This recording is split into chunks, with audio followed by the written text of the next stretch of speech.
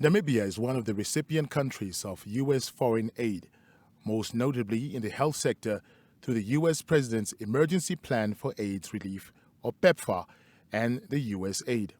Now, with U.S. President Donald Trump set on pausing and reviewing foreign aid to assess whether allocations are consistent with his foreign policy, Namibia is not exempted. But the health ministry says for now, the halting would have no bearing on the health program rollout. With the announcement that all the foreign aids will be suspended for 90 days pending review,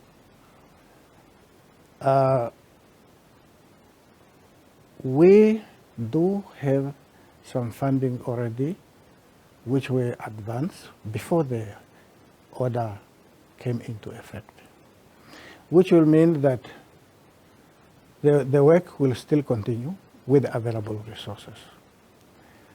Now, within 90 days, we anticipate that the review will be positive. There is nothing from the statements of the President of the United States of America which will indicate that the operation in Namibia is not in line with what they are expecting. So we are cautiously optimistic that the status quo will continue after the review. In 2023, PEPFAR announced an aid package of more than $45 million to programs providing health and social services to vulnerable children, adolescents, and youth in Namibia. President Trump's move to review aid also stems from concerns by the U.S. electorate, which demanded increased accountability and transparency for overseas development assistance. Minister Sangula clears Namibia's spending, saying every cent is accounted for and is used for intended purposes only.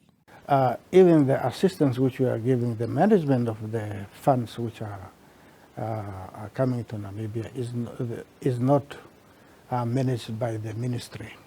It's managed by the agencies which has been established by the United States of America, and the accountability is with them. The order to pause foreign aid raises questions on the level of dependency of recipient countries, a majority of whom are in Africa, as well as the continuity of the donor-funded programs. The health minister is confident of Namibia's position to sustain these programs, crediting government's proactiveness in initiating them from the onset. The external support came to complement what the government was already doing. Every year, our program receives appropriation through the National Assembly, through Parliament. They are funded by Parliament. So that ensures the sustainability. This has been the case all the years. We do not have programs which are solely funded by external funding. The move to pause foreign aid is among the series of executive orders President Trump issued in the last 5 days, including the decision to pull U.S. membership from the World Health Organization.